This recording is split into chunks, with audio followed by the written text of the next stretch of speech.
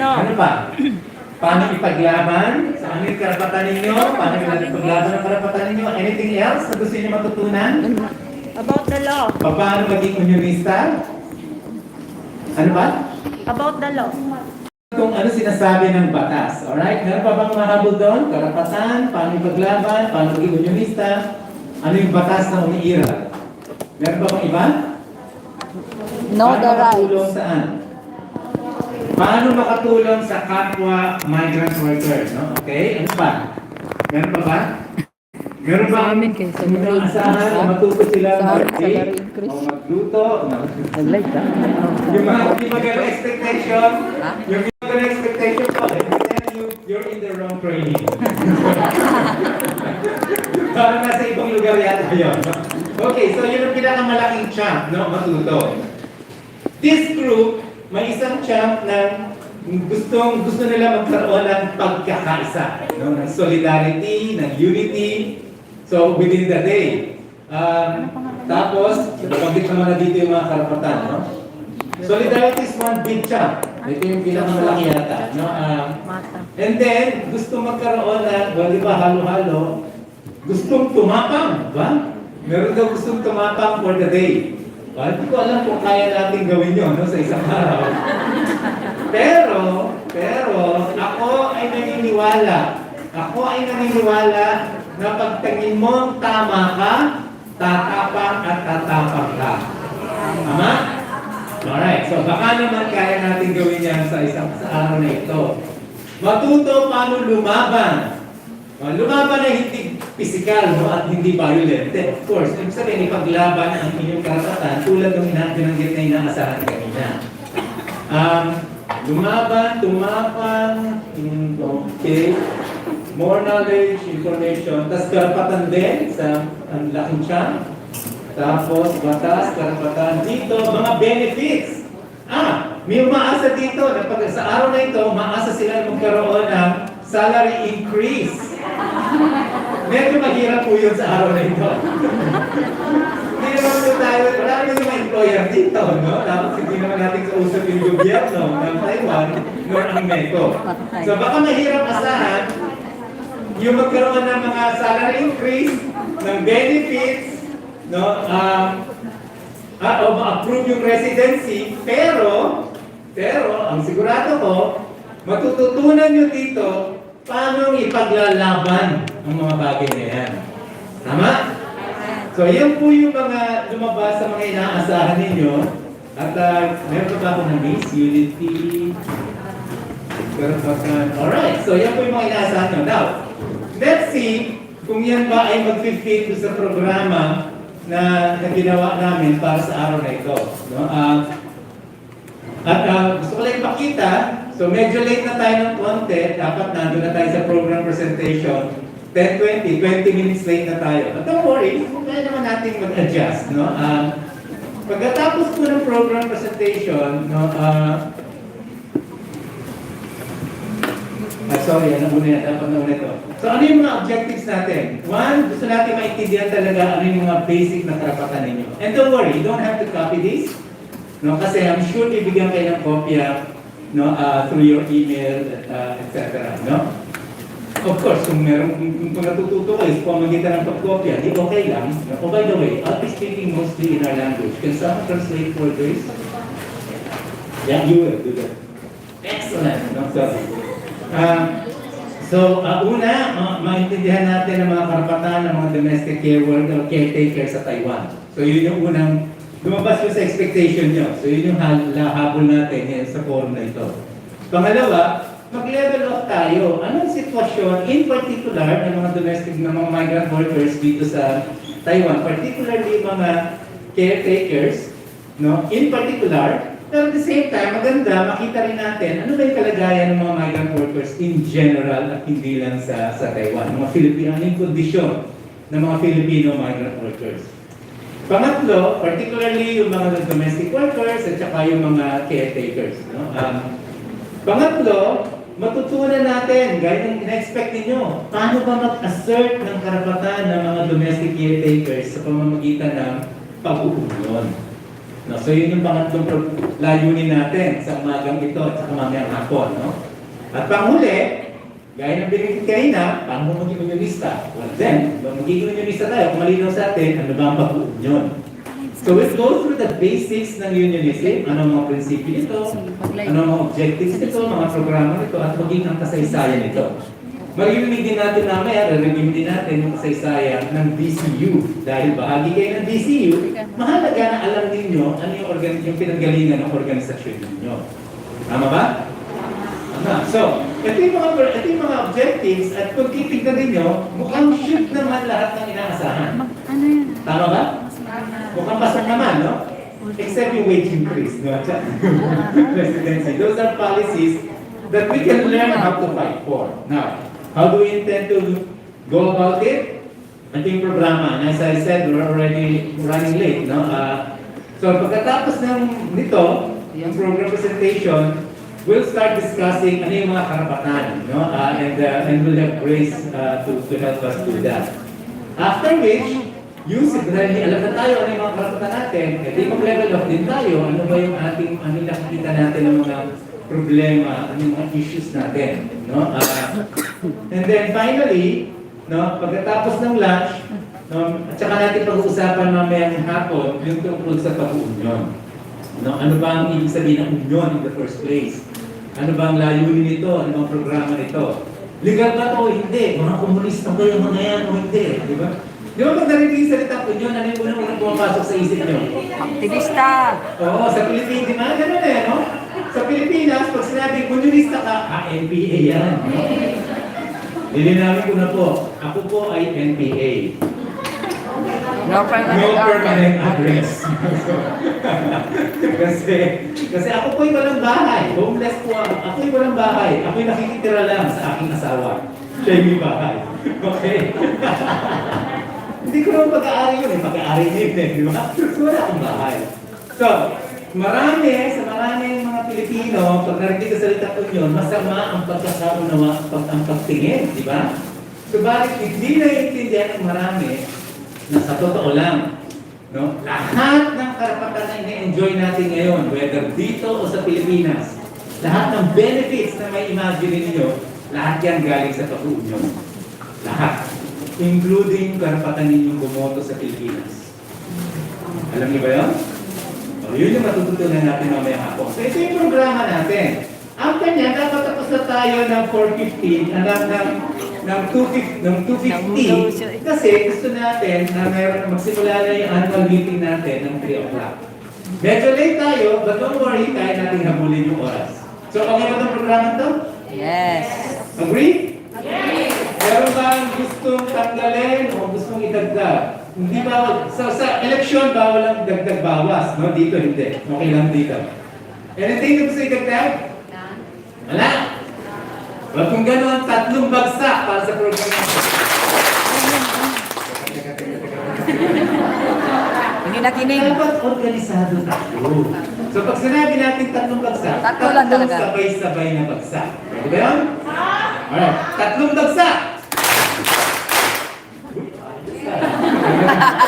Talagang organisado. Alright, so that means let's go straight right to the program and let's hear from Grace who will explain to us ano ba mga karapatan ng mga domestic caretakers sa Taiwan. Meron ba talaga akong karapatan? Para mamaya makita natin kung ano yung kalagayan natin. Grace, take it away.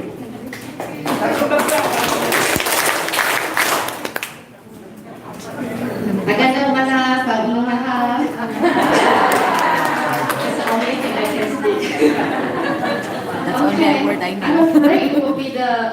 Wait, does it change? What happens? Oh, it's a different file. Yeah. I need to turn it off first. Okay.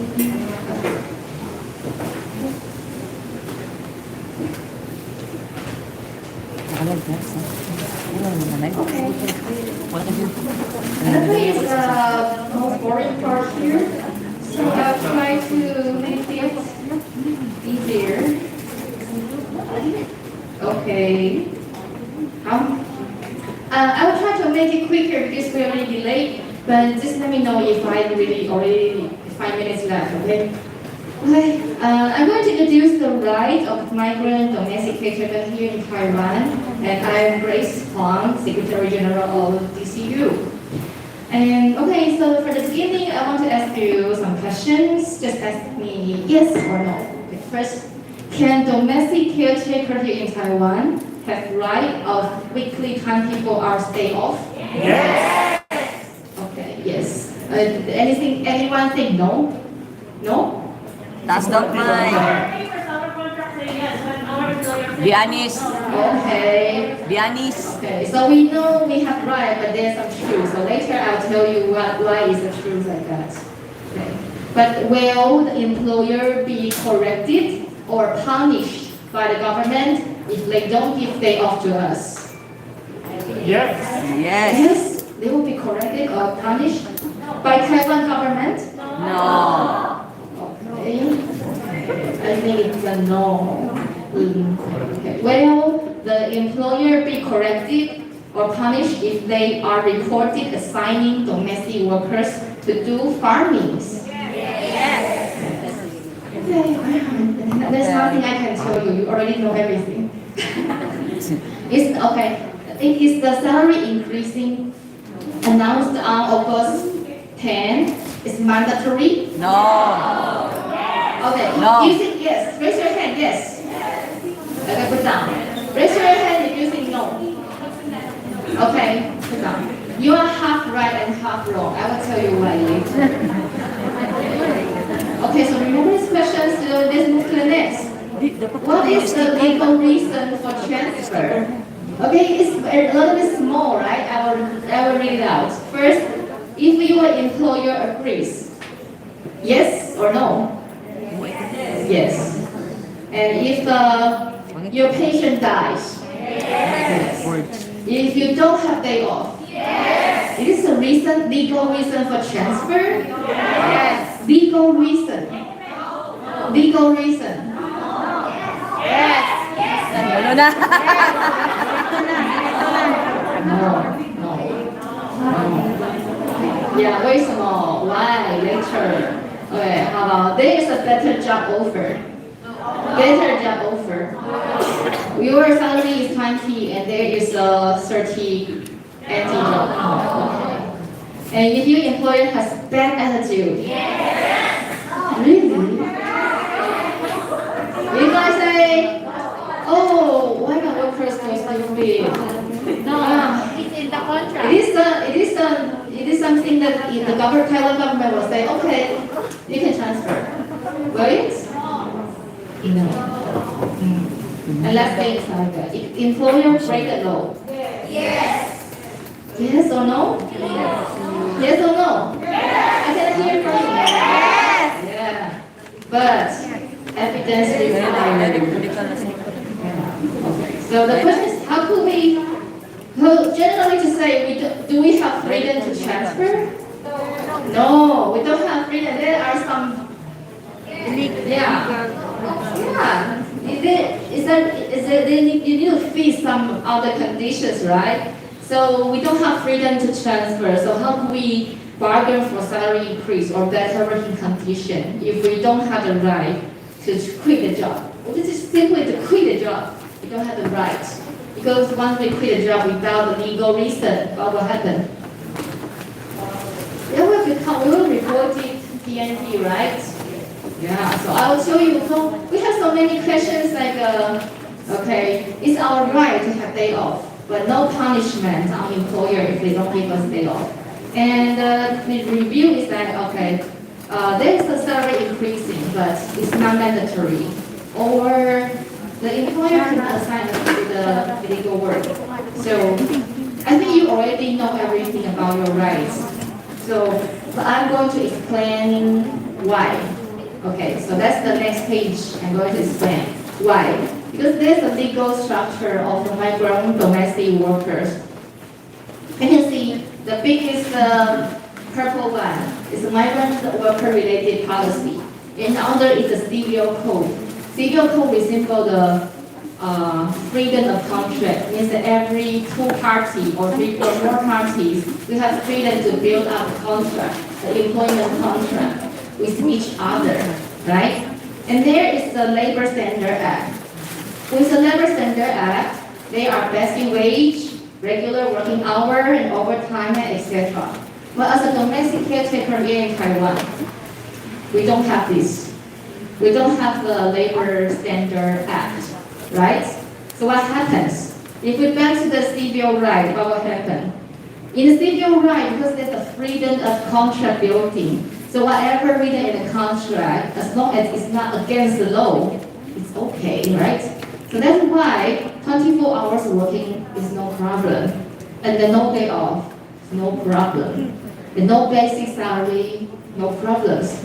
That is the civil code, that everything is okay as long as you both agree. But if you don't have right to transfer, whatever you need to agree, the paper, even not written on the paper, whatever told by your employer, you will follow, right? So to prevent this kind of situation,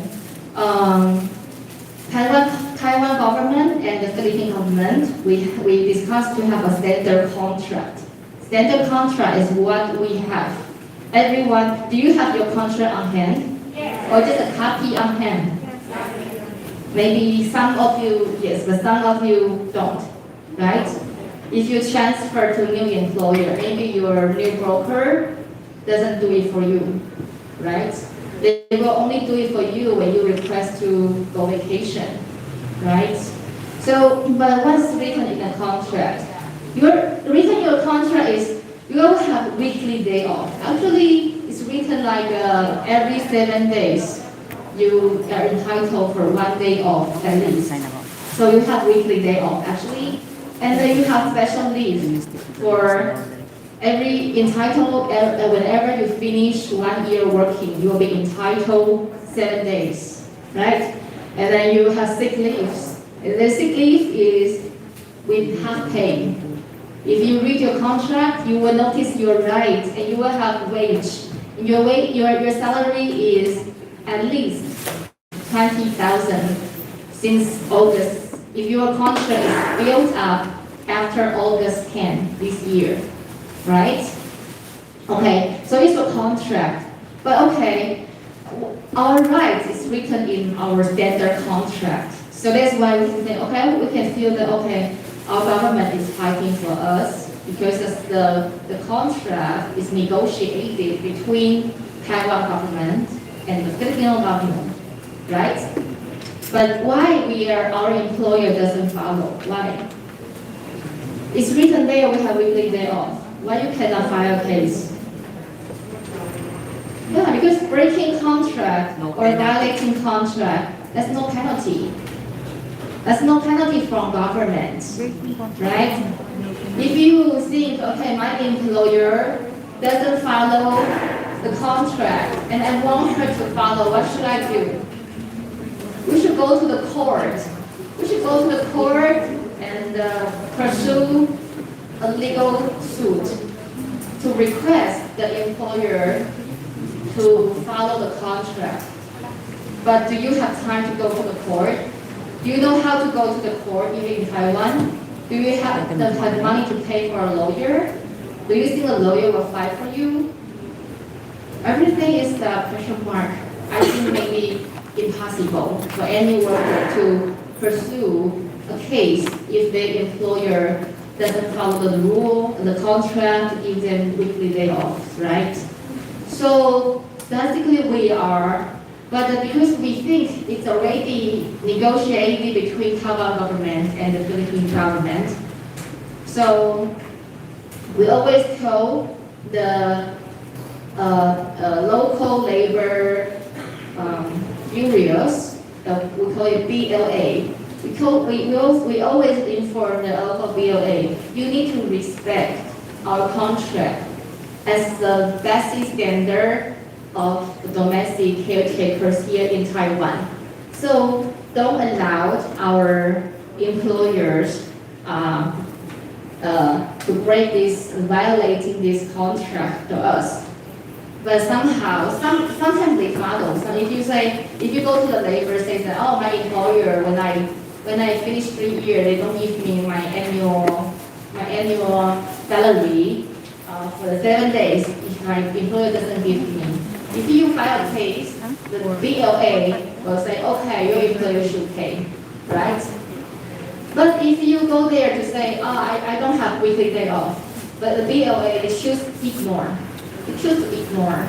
Yeah. But then sometimes they will say to you, okay, I know it's your right on your contract, but there's no penalty from me can give to your employer. And even I'm BLA, I cannot give any punishment to your employer, so what should I do? Right? I can just say, oh, you should do it, or okay, they have right. But if you still want to stay, if you still doesn't want to follow, what a BLA can do? Actually nothing. So that's the structure, that's the legal structure that we are facing. So, but there are some other laws, like acts of gender equality to employment.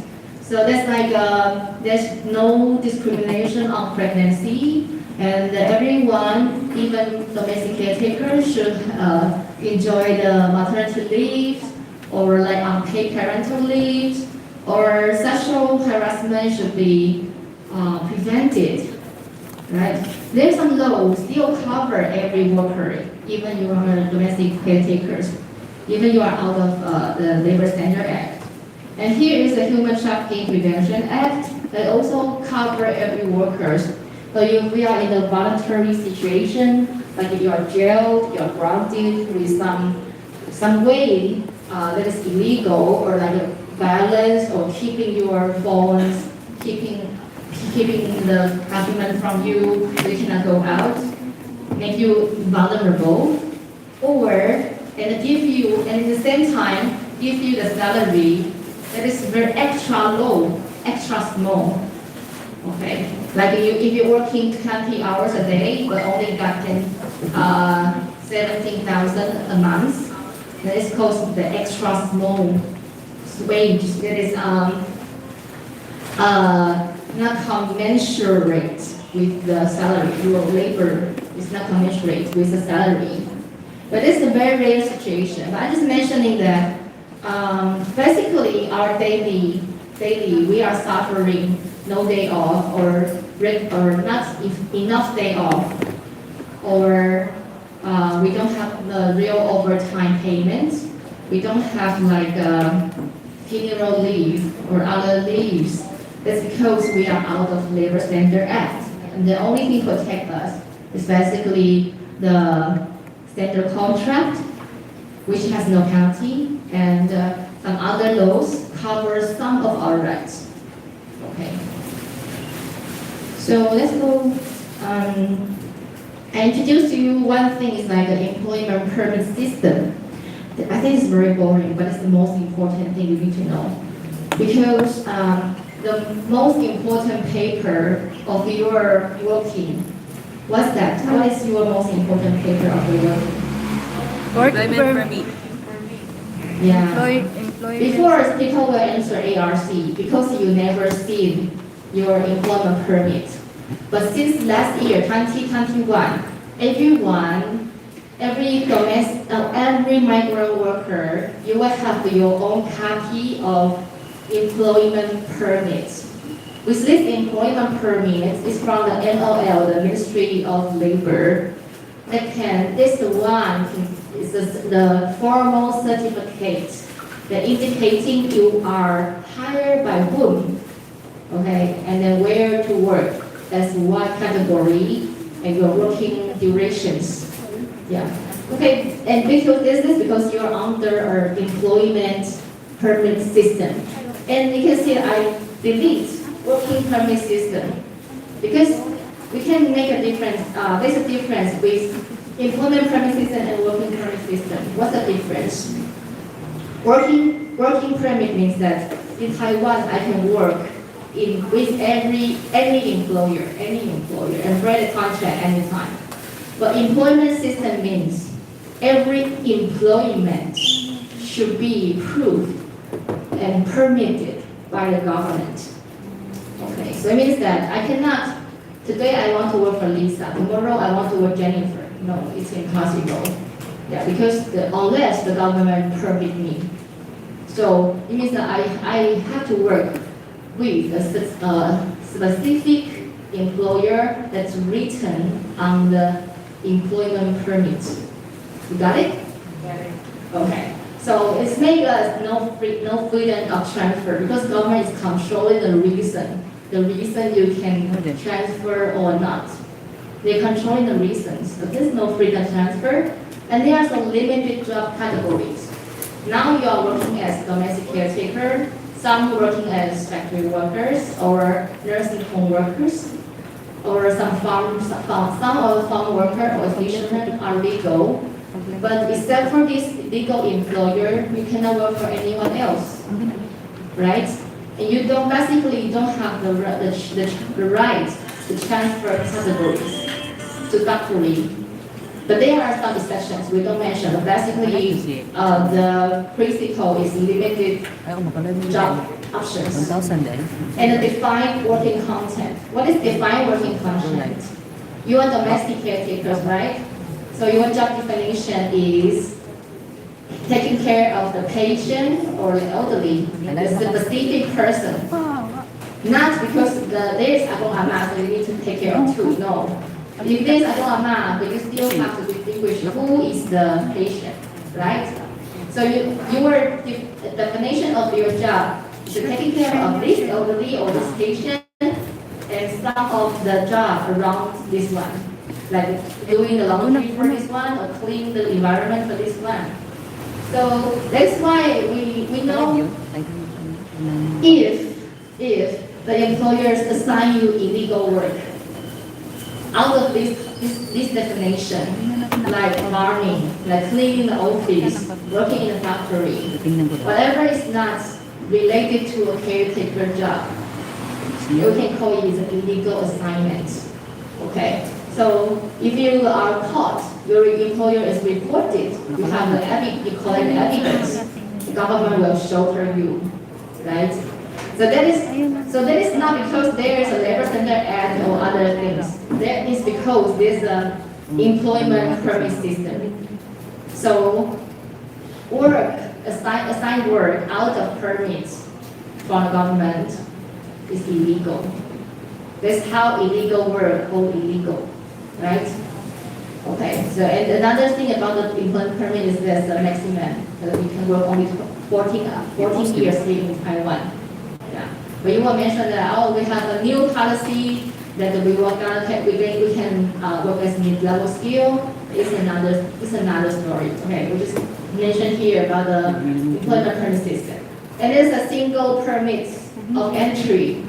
Single permit of entry means that your working visa here in Taiwan can just allow you to enter Taiwan for once. So if you want to go vacation, you will need to apply for the re-entry, right?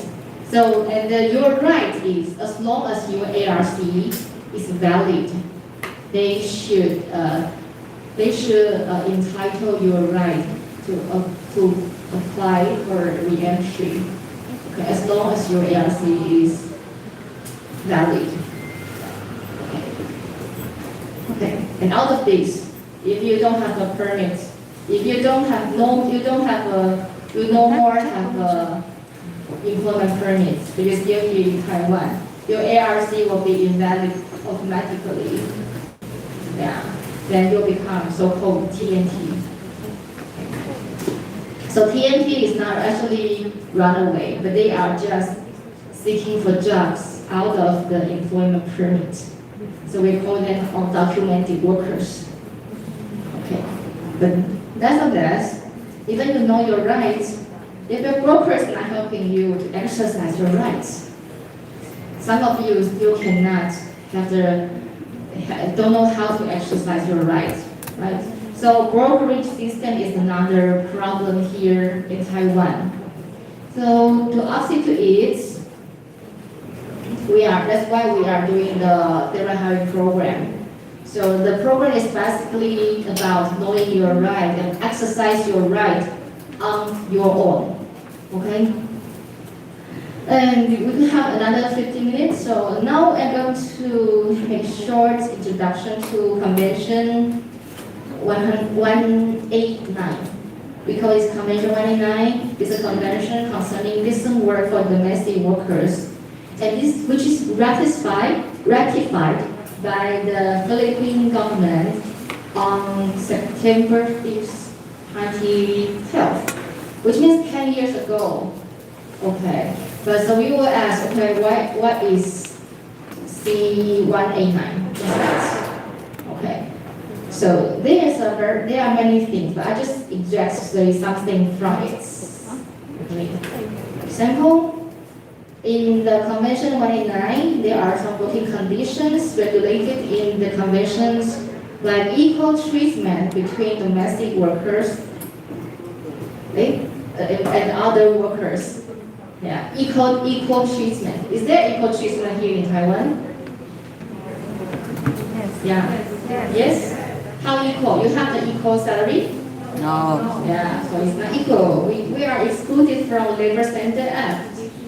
Labor Standard Act provides you the basic salary and the other working hour protection, but you are not included. Second, decent living condition that respect their privacy. Do you think your privacy is respected? No. No? How? You don't have a proper bed. You're sleeping beside your patient. Yeah, the same room. Is there a curtain between you? No. So you don't have privacy. Your ama or agong doesn't have privacy either. It's not decent. So mostly we are in the same room. Okay. And how about the employer should provide the domestic worker with a written contract to inform them of their condition of work? Yeah. I think mostly you have that if you transfer. It's not mandatory to process it actually. And now you are entitled to keep your own your own travel and identity documents. Those are. Do you think you're right that this one is protected here in Taiwan? Your own documents. Yes. Yes. Okay. But why is it some brokers are also keeping the passport? Yeah, it's a very good question. But if you are, if you file a case to 1955, will they force your broker to return it to you? If yes, then this you are right.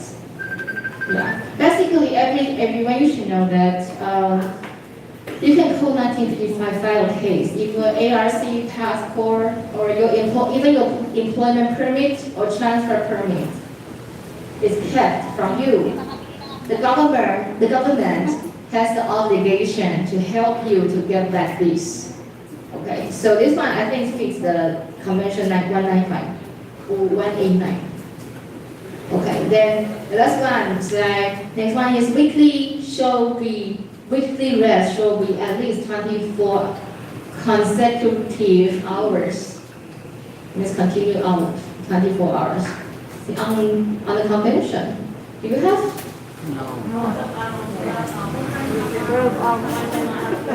Yeah. Yeah, they will excuse the patient situation, right? They will excuse it, but right is right, and the patient's rights should be protected in other way, instead of robbing your times, right? Yeah. The next one is that your salary should be paid in cash at regular intervals at least once a month. You will have it. Yeah, I think. Yeah, but sometimes the employer still delay. Yeah. Is there punishment for the delays? No. Yeah. And in the Convention 189 indicating that domestic caretakers should enjoy minimum wage coverage. Do you? Yeah, no. And as I tell you that since 2017, since 2007,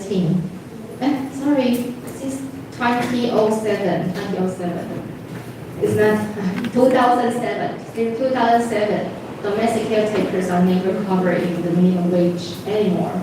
Yeah, because before 2007, actually, it means like 15 years ago, in the time, every worker enjoyed the same basic salary. But since 2007, the basic salary started to increase. The government announced that you are not included anymore. Yeah. So this was about time it's equal, but now it's not. Okay. And the last thing is that, okay, this is a long paragraph, but the main spirit is that if they're going to implementing some policy related to domestic caretakers, especially migrant domestic caretakers, or they are going to discuss about some reform of the law, they should consultation with the most representative employers or workers organization. And in Taiwan, which is like unions. Yeah. But use this government ever consult us? No. Okay. So we can see that when we got to this convention is ratified by Philippine government. And what does it mean by ratified? It means your government should do their best to enforce this convention for every one of you in your contract, even you are working as OFWs, right?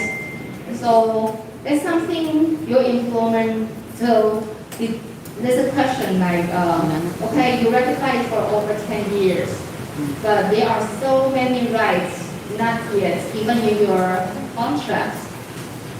So what should we do?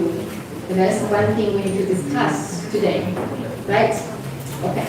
This is my simple presentation about the domestic caretakers' right here in Taiwan. Thank you.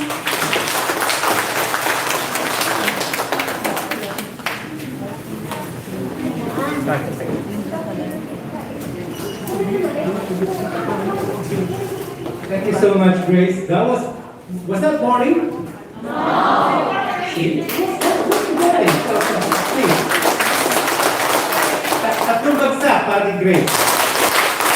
Actually, I learned so much about it. No? That's incredible. So thank you for giving us that overview. So essentially, ano mensahe sa atin? May mga karapatan tayo. Tama? Pero limited. Tama ba? Tapos, ang problema, yung limited na karapatan na yun, abay binabiolate pa. Tama ba? So, yun yung lesson sa atin. So, maganda, pag-usapan natin, ano pa yung mula doon sa presentation ni Grace, maganda pag-usapan natin.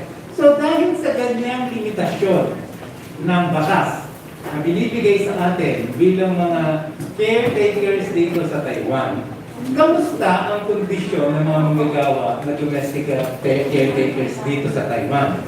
Kamusta? Na, sigurado ko, pag kinamusta namin kayo, isang linggo tayo dito mag-uusap, puro reklamo yan. Tama? Sigurado, baka kulang pang isang linggo, baka abutin tayo ng isang buwan, puro reklamo lang. Pero hindi naman natin gustong mangyari, ubusin ang oras natin sa pagreklamo. Kaya ang gagawin lang natin, akong suggestion ko, bawat mesa yung magkatabi. Halimbawa, itong dalawang ito, magharap kayong dalawa, tapos kayo, magharap kayong dalawa, tapos gano'n din dito, no? Kayong dalawa, magharap, kayong dalawa, magharap, gano'n din. Sa bawat magkatabing mesa, magharap kayo, tapos may kailan, 5 minutes. 5 minutes lang. Magkaroon lang kayo ng diskusyon kung kayo ang tatanungin, ano ang pinakamalaking problemang hinaharap ng mga domestic caretakers. Tapos, sulat nyo ulit sa statements. No? Gagawin natin, so gano'n na, 5 minutes na. Kung ano yung common, ano yung pag-aasin, dapat yung pinagkakrihan ng mga problema. Ha? Kung ano yung pinakamalaking problema ang hinaharap ninyo, gusto lang natin marinig. Tapos mamaya, pag nireport natin, tignan natin ano na lang yung mga common at hindi na natin kailangan ulitin. Pag nasabi na, wala na natin makitin. Pero ngayon, 5 minutes, usap na kayo. Okay ba yun? 5 minutes, mga kapatid, 5 minutes. Bibigyan kayo ng stick-ons. sulat na lang sa statement, sinasagot ninyo, ano ang pinakamalaking problema ng mga domestic caretaker sa Taiwan? Go! Uy, ano? Ano?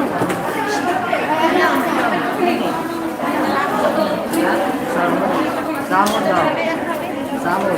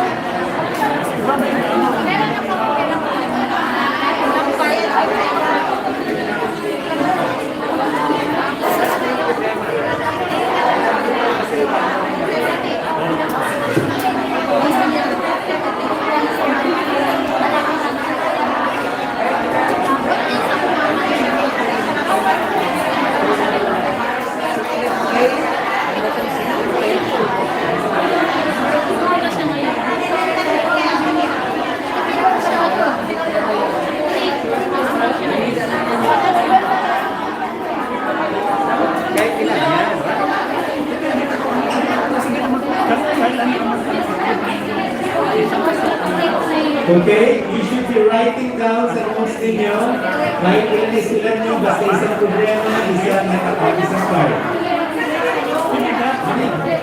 Wala, sir. Sabi ko nila, wako nila,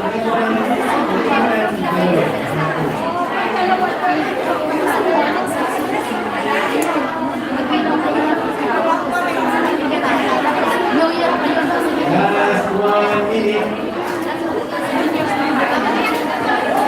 Yes.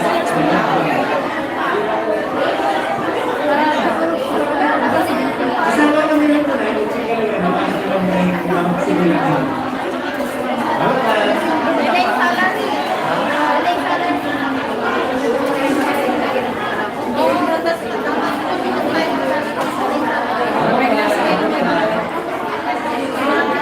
Pregnancy, meron? 30 seconds.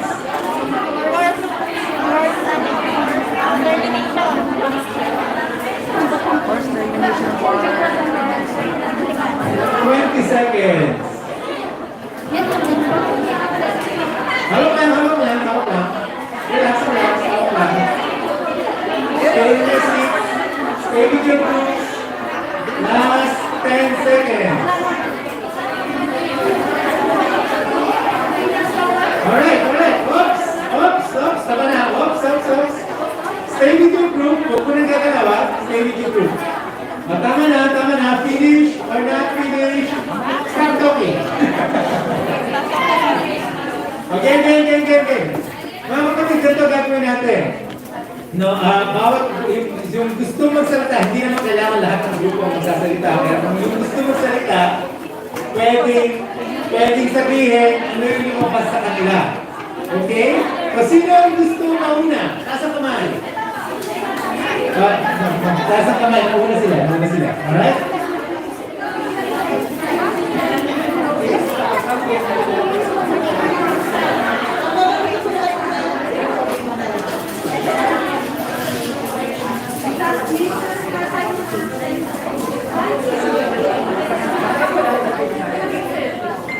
Lack of privacy, depression and isolation, no computation, no payslip, no day off. Malaki alaga, mabigat, natatakot ako ma-injure. Panay ko na sa mga ginagawa ko na hindi daw tama, pati na alaga na nag-iinarte kapag Come on, mga kapatid. Let's listen to what they're saying.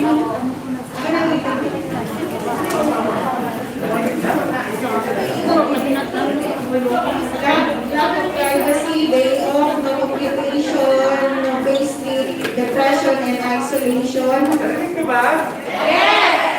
Malaki alaga, mabigat, natatakot ako ma-injure. Panay ko na sa mga ginagawa ko na di daw tama, epal na alaga, nag-iinarte kapag andyan mga anak. Mga sampid na mga anak paralitos di makapagkintay na matapos yung ginagawa. Okay. Tatlong bagsak para doon. Taka. Sila muna, takas kayo. Yung sa kung nabanggit na, hindi nyo na kailangan banggitin, ha? sunod. Listen, please. Attention. Employer's attitude po. Okay. Ano, masyadong mabangit?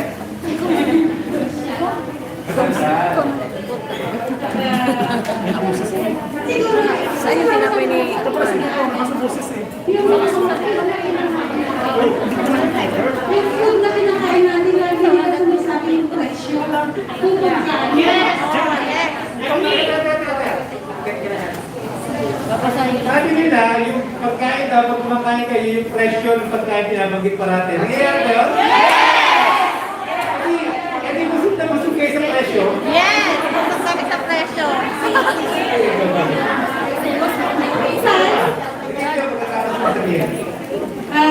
Gawin na lang natin, ano na lang pagkain.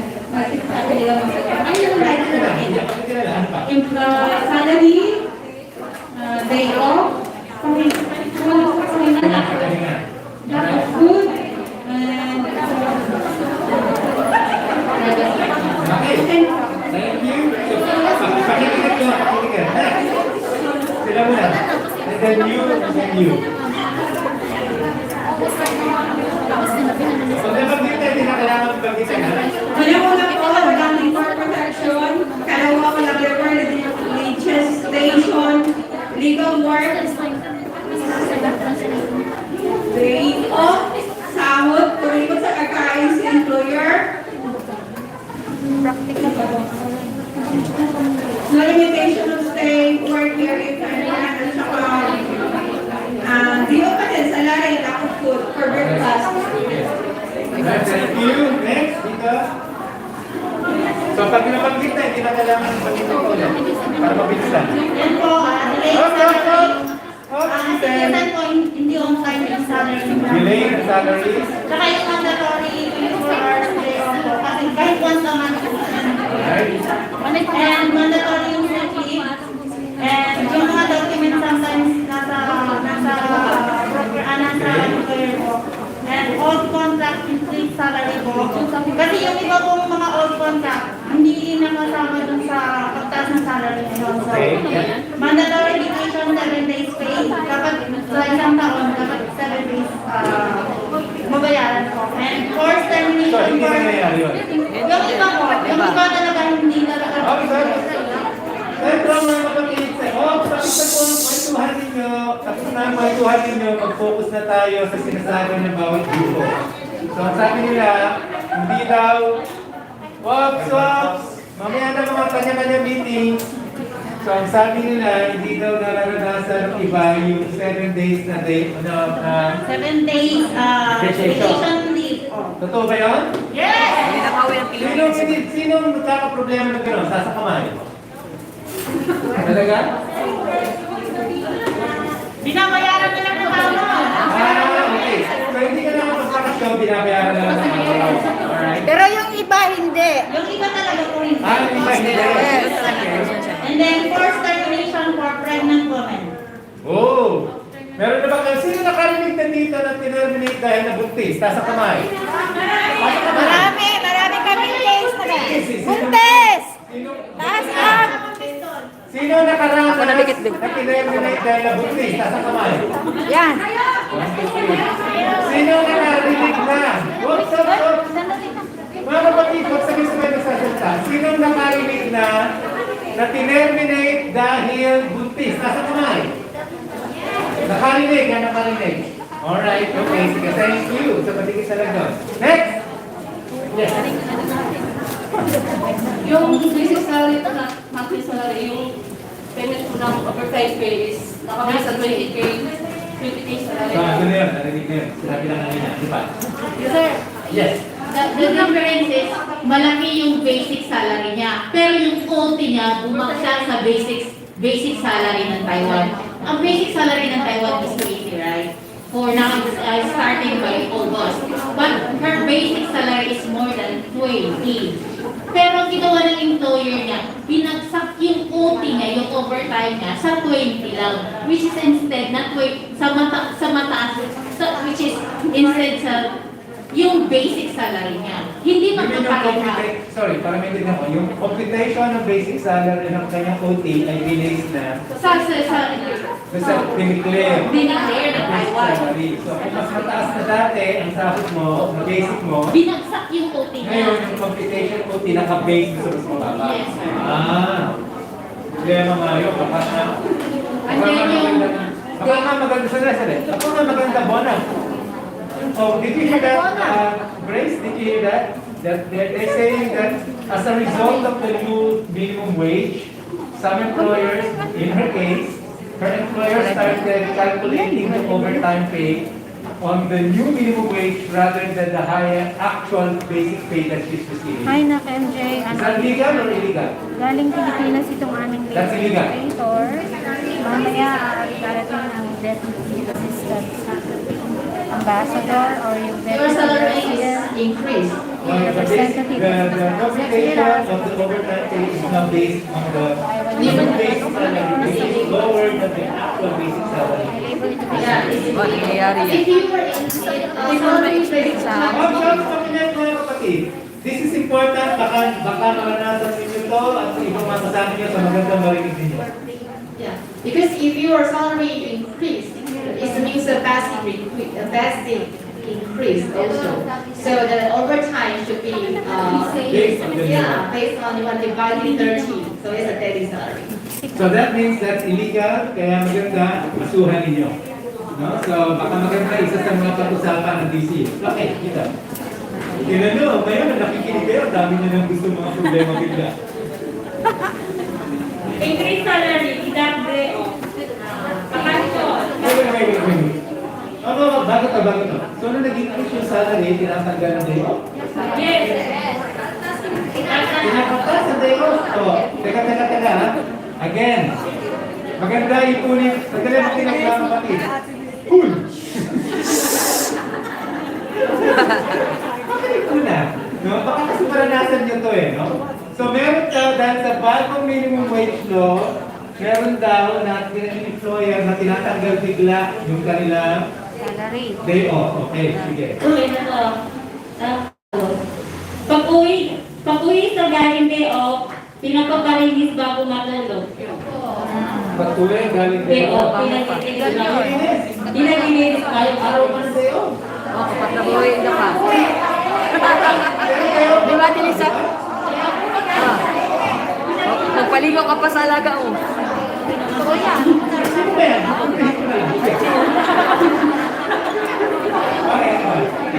Overwork. Overwork, okay. Sige na, dali pa ka. Kulang sa tulog. Okay. Amo ko noon walang day off. Amo ko ngayon, hinahawakan ng sahod. Mahawak ng sahod. Okay. Whole day, katas sa sahod kahit 12 hours lang. Ano? Full day? Whole day, 12 hours kahit 12 hours lang. Whole day ang kaltas sa sahod kahit half hours. 12 hours ang day off.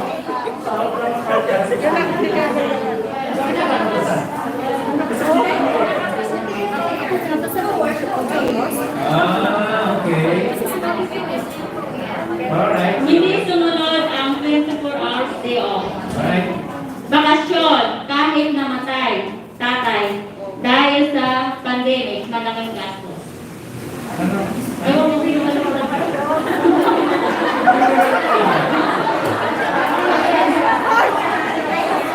Ayaw ka bakasyonin. Gastos na Biglang nagpa-commercial. Hindi, meron ka ba? Meron ka ba hindi na rin eh? Ang problema. Panay ko na sa luto, sigawan, ipahiya, selos, di off at least 12 hours or 24 hours. Selos. Yung mga nagsalita na po, ipipiputong sa harapan, yung mga sinabi nyo. Yung mga nagsalita na, pakitikit sa harapan yung sinabi nyo. Meron ba?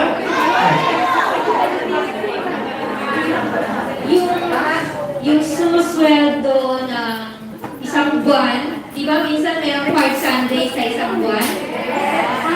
Dahil naka-fix na yung payslip niya na 1 month, hindi na binibigay yung pang 5th Sunday.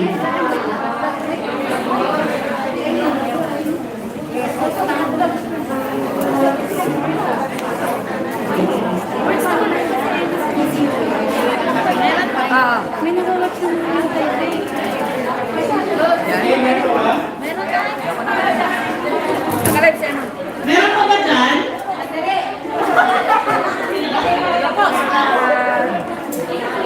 Share naman po.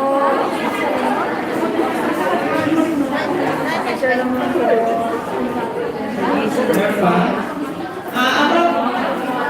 Guess po natin eh. About yung deduction, let's say, yung Wednesday is 24 hours, so, pero 12 hours lang lumabas, pero ang deduct is buo.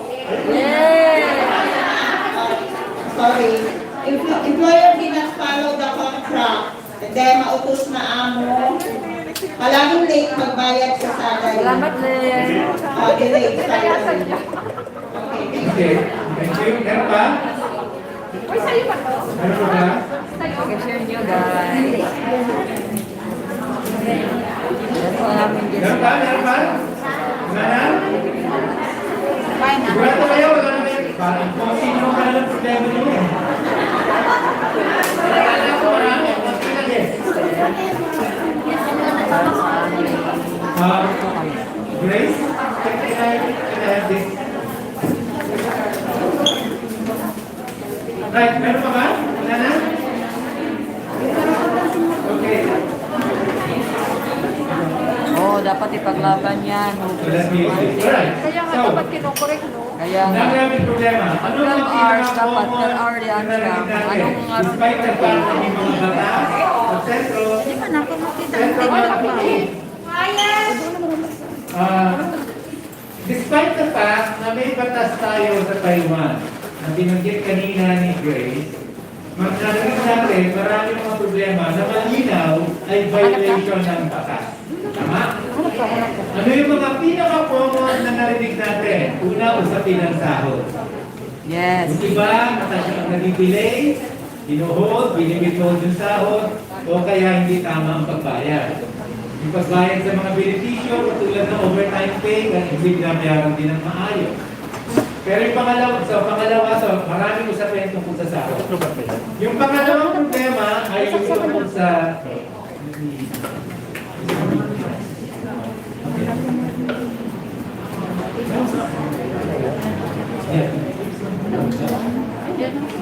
pangalawa na problema ay na narinig natin na very common ay ano? Day off. Tama? Yung iba hindi lang kapag day off, yung iba pagka-day off, inuutusan pa rin pagbalik.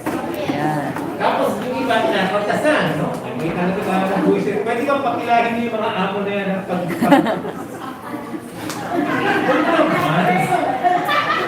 Sakal.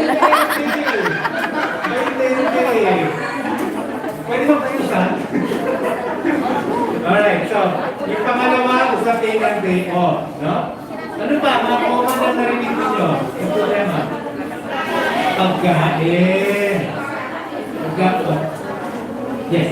Pakishare lang guys. Pagkain. Teka muna. Stop. Pwede bang yung mga tao dito, sino sa inyo ang namang problema sa sahod ngayon? Nasa kamay. Wala. Ay, Bianis. Sino namang problema sa benepisyo? Nasa kamay. Sino namang problema sa pagkain? Lahat. Pagkain. Bunang. Right? Ano ba ang lumabas? So, pagkakasahod, sino ang problema sa day off? Alright? Ano pa? Sino ang problema? Hindi ka ba 24 hours? Ben? Hindi ka pala 24 hours? Legal termination. So, marami tayong problema. No? At sigurado ko, kung may oras pa tayo, sigurado ko, mas marami pa kayong tinadagdag. Okay? Pero, mga kapatid, hindi tayo nagpunta dito para magreklamo lang ng magreklamo. Kasi kung yun lang ang gusto nyo gawin, ay umuwi na lang po ako. Kasi, wala mangyayari sa atin kung puro lang tayo nagreklamo. Ang punto, okay ba? Nakikinig ka ba? Handa na? O, isang bagsak muna kung handa na.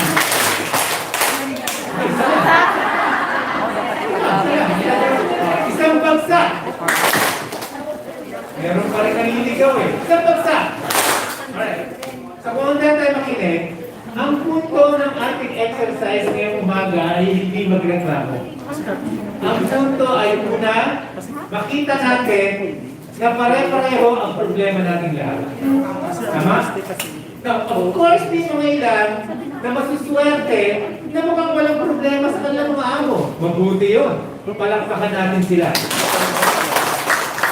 Pero, ang swerte ng mga yun. Tama? Okay, ilan dito, tingnan natin ha. Ilan dito, sa nandito ngayon, ang walang problema sa amo. Taas ang kamay. Aba, dami yan. Ayos ah. Ay, mga 60 ka mga nandito. Hindi, direct hard yan. Direct hard yan po. Mga direct hard. Or, either mabait ka employer talaga, or, dahil natuto na kayo, natuto na kayo lumawan at mag-assert, hindi na kayo inaapi ng employer nyo. Tama ba? Tama! Right. So, maraming problema. Pero unang matututunan, unang lesson natin ngayon ay, lahat ng problema may solusyon. Ang tanong, gusto nyo ba isolve? Yes! Problema, hindi lahat ng migrant, ng mga domestic caretakers natin ay may tapang na isolve ang problema nila. Yes. Tama ba? Tama. Eh, bakit? Maraming dahilan yun. Maaring dahil hindi niya alam ang kanyang karapatan. Talagay ko yung isa sa pinakamalaking dahilan. Hindi niya alam ang karapatan niya. Or, alam niya ang karapatan niya, pero hindi niya alam paano ipaglaban. Tama ba yun? Yes. Or, alam niya yung karapatan niya, alam naman niya ipaglaban, dapat paano ipaglaban, pero takot na takot siyang Yes, ipaglaban. takot. Tama? Yes. Right. So, ano ang punto natin? Hindi tayo nag-usap ng problema para magreklamo. Nag-usap tayo ng problema para makita natin na pare-pareho ang problema natin. Bagamat yung iba, mas maswerte dahil mas maayos ang kala-employer ngayon. Okay? Pero, ganun pa man, mas marami pa na hindi natin kasama ngayon. And there are thousands na mga Pilipina na nandyan sa labas at Pilipino na caretaker sa Taiwan na sigurado ko, mas marami sa kanila dinadanas lahat ng problema na yan. Yes. Tama ba ako? Tama po. So, this is why napakahalaga para sa atin na mag-usap kung paano, hindi lang reklamo, kundi kung paano natin na ayusin yung ating problema. No? At yung mga narinig ninyo, hindi ko na dapat inilista ko, kasi hindi ko na nagawa. No? Mas maganda na nag-usap na lang tayo. Yung mga narinig ninyo ay mga problema ninyo dito sa Taiwan. Pero sa totoo lang, marami sa narinig ninyo ay common na problema pag ikaw ay migrant domestic worker or migrant caretaker. No? Pare-pareho problema anywhere in the world. Maraming commonalities. At maganda ma-realize din natin yun na hindi lang pare-pareho problema natin dito sa Taiwan, pare-pareho problema natin ng bilang mga migrant worker. So daanan lang natin na mabilis yun ngayong umaga bago tayo mag-lunch. Okay ba yun? Okay. So, una, in the first place, bakit ba talaga tayo nagmamigrate in the first place? Sa totoo lang. Pare-pareho naman ang dahilan, di ba? Now, puntahan natin yun. Alam ko madali niya, alam ko pare-pareho ang dahilan natin. Pero bago natin puntahan yan, sabihin ko muna kayo, alam niyo ba kung paano nagsimula ang migration ng ating bansa? Hindi? Wala? No, syempre alam niyo naman na ang Pilipinas ay kolonya ng Spanya for 300 years. Tama? After no, naging kolonya tayo ng Amerika. No, for 50 years. Ngayon, pakiramdam natin, kolonya tayo either ng Amerika o ng China. Dahil kolonya tayo, mula sa pool, marami sa mga Pilipino talaga nagmamigrate na. No? Sa totoo lang, nung dumating yung mga Kastila, maraming mga Pilipino bilang mga seaman, mga seafarers. Nagmamigrate na, yun ang unang mga migrants natin. Nung pumasok ang mga Amerikano, hindi na lang seafarers na nagmamigrate, kundi mga magsasaka natin, yung mga nagpunta ng Hawaii, yung mga nagpunta ng California. Alam niyo ba na ang nagtayo ng kilusang union ng mga grape, ng mga fruit pickers sa California noong mga 1940s ay yung mga Pilipino? Sila yung ganun karami ang mga migrant ng mga Pilipino noong panahon na yun. Pero, yung migration na programmatic, malawakan, tuloy-tuloy at napakaraming pinapalabas, nagsimula yon nung panahon ni Hula. Yung mga Hula may extra sandwich courtesy of Bonam. Yung panahon ni Aquino, panahon ni Aquino, panahon ni Marcos, dahil si Bonam ang sumagot, si Bonam ang bibigay ng sandwich sa sarili niya.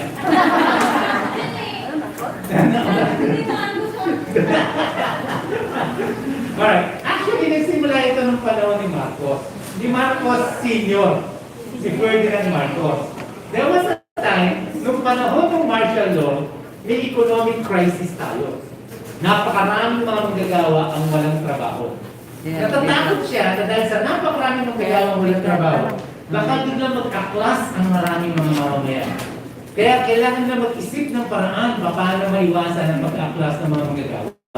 Nagkataon din naman, na nung panahon na yun, ang bilis ng pag-unlad ng mga Middle East countries. Dahil nga marami, mayaman sila bigla dahil sa oil nila, nung natuto sila kasama-sama, nakuha nilang kontrolin ang presyo ng langis. Yung tinayo yung oil cartel ng pangalan ay OPEC, na dumami bigla ang pera nila at napakarami nilang gusto itayo ng mga highway, ng mga building, ng mga bridges, etc.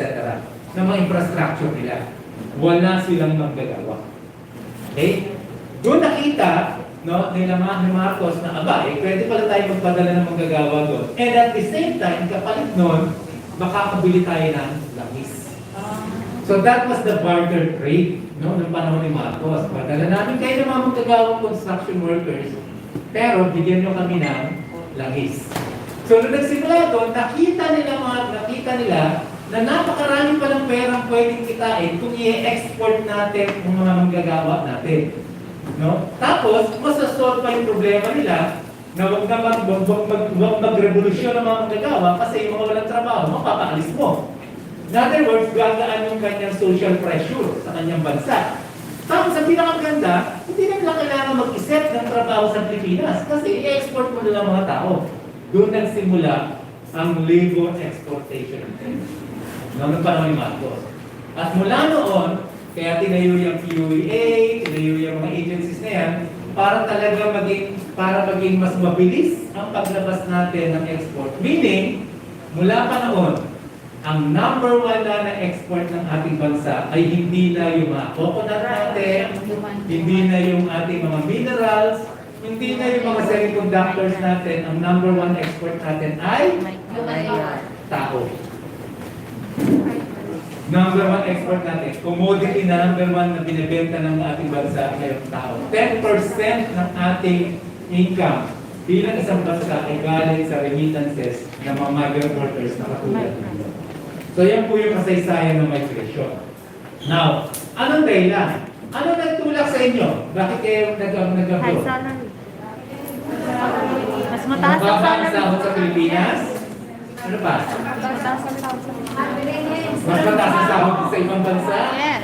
Walang trabaho sa Pilipinas? Right. Maraming mga push factors. Siyempre, pinakamalaking dahilan niyan, natural kahirapan. Tama? Pwersado ng kahirapan na kailangan may maghanap ng trabaho, eh walang trabaho sa Pilipinas. Tapos kung meron man, ang baba-baba na sahod, eh talagang tatakbo ka sa ibang bansa.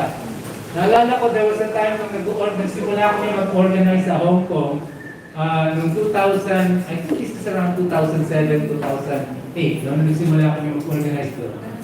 Naalala ko meron kaming naging miyembro na teacher sa Pilipinas, teacher ng physics. Can you imagine? Teacher ng physics. Tapos nagtatrabaho siya bilang domestic worker sa Hong Kong. Sinanong ko siya, bakit? Eh sabi na, sahod ko dun eh. No? Ang liit. Nung kinuha ko yung trabaho ko dito bilang domestic worker, no, ang sahod ko ay halos 5 times nung sinasahod ko bilang teacher. Nakita niyo yung kalungkot-lungkot na storya na yun. Nag-aral siya bilang teacher, and yet hindi niya nagagamit yun dahil nag-desperado siya buhayin ng kanyang pamilya. At sa tingin ko, marami sa atin, ganito ang storya, kahirapan. Yung wala ng trabaho, mababang pasahod, yung kaya na walang trabaho, mababa pa kung meron man, mababa, tapos hindi pa regular. No, yung trabaho. Pwede may trabaho ko ngayon, after 3 months, after 5 months, after 6 months, wala ka na. So, hindi tuloy-tuloy. Kaya kulang ng oportunidad, kaya natutulak kayo magbiyahe. Yung iba, dahil sa climate change, no, nawawasak na yung kanilang environment. No, binagyo, nagpunggoy, nawasak ang bahay, walang kabuhayan. So therefore, kailangan na lumikas. So kailangan magbiyahe sa ibang bansa para i-rebuild yung pamilya nila. No? At finally, marami dahil sa gera, lalo na kung ikaw ay galing sa Mindanao. Sino dito ang mga taga Mindanao? Taas ang kamay. Right. Sino dito ang galing sa farm? Wala. So, doon sa marami, galing sa farm. Saan sa farm? Sa Marawi. Tignan mo, Marawi pa na. Nawasak yung bahay niya. Hindi naman. Oh, okay. Swerte dito kung nawasak ang bahay.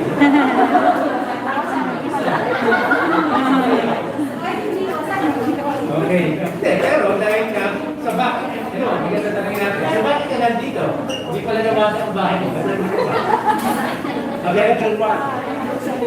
Alright. Sinabi nga, mas maganda ang opportunity dito, mas maganda ang sahod dito kaysa sa ating bansa.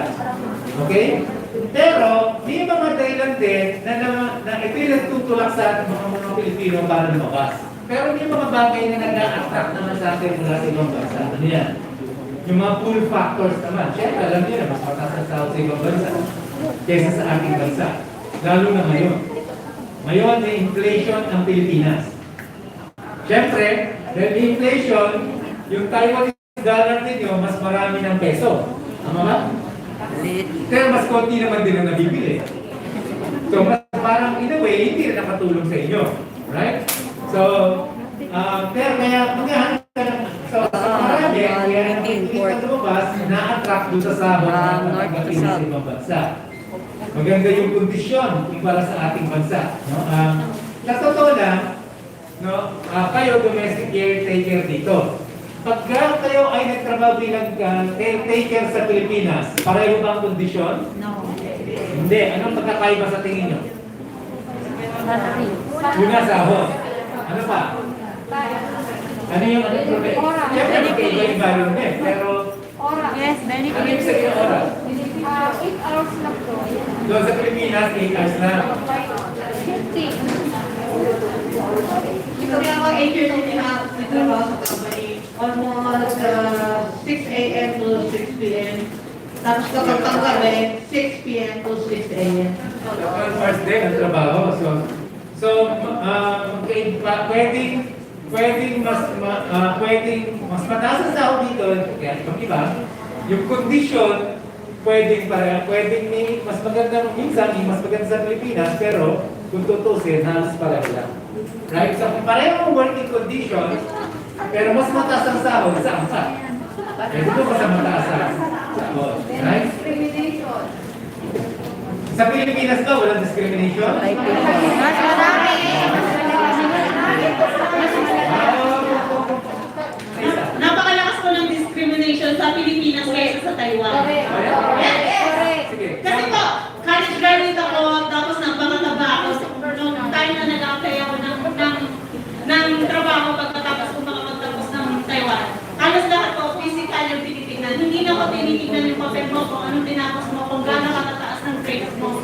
Imagine, college graduate po ako, fresh graduates, tinanggap nila yung high school graduate. Why? Because they are beautiful, they are sexy, and they are Yes, personality ako. Right. Number 1 requirement is the personality. Age. Age. Yes, age. Age. Okay. So may discrimination. No? Please in personality. Sa height. Okay. Sa height. Yaya. May vital statistics pa. Isa daw siya sa nakaranas ng discrimination. Ano naman yun? Ganun din, division of pleasing personality. Yes, kasi hindi ako tinanggap, nag-apply ako ng Thursday, hindi ako tinanggap kasi maiter, negra, pangit, bla bla bla, ano. Yeah. No, that's actually true, no? Sa totoo lang, Hindi man lang tinignan ng experience pa. Iba. Saka yung may pocket. Diba? di ba napaka-private Tapos, sa mga Pinoy? backer style. Una, Isa pa yung kilala. pag galing ka sa probinsya, napunta ka sa Maynila at meron kang punto, di ba? Yes, yes. Sayang. Tato talaga ng Manila eh. Buko lang talaga yung mga yan eh. Hindi lang sa Manila, sir, pati sa Mindanao. Sa Mindanao. Okay, so, parang preso. Yung problema natin talaga yan. No? Now, kaya mas maganda, tingin na iba, mas maganda ang trabaho sa ibang bansa, mas maganda ang kondisyon, lalabas na lang. No? Iba mo sabihin kung walang discrimination, syempre meron pa rin. Kasi dayuhan ka eh, di ba? Kaya dayuhan ka, meron discrimination din sa'yo. Yung iba naman, nakukumpinsin ng kanilang pamilya. O kaya ng mga kaibigan, peers, mga kaibigan, andun eh. Nasa ibang bansa, uy, maganda dito, punta ka. Di ba? So, nahahatak sila. No? Ganun pa man, ano man ang dahilan? Ikaw ay natulak, ikaw ay nahahatak, ano pa man ang dahilan? Sa totoo lang, nung nag-abroad kayo, ilang taon ang plano nyo, tapos babalik ka ng kayo agad? 3 years. One Sino contract. nagsasakay ng 3 years? Nasa kamay. One 3 contract. years, okay? Ilang taon na kayo dito? 8 years. 3 years pa Kaya lang. Canada, kahit with 20 years, saka na po 14 years na. With 20 years na ba dito? Wala. Hindi pwede. 20 years ka na? Hindi ka kasay dyan yun. Hindi mo rin alam. Ikaw? 12 years. So, dapat ang limit 14 years. Paano ba yun? Sorry, paano ba yun? Pagka 14 years, pwede For ka good. pa? Hindi na po.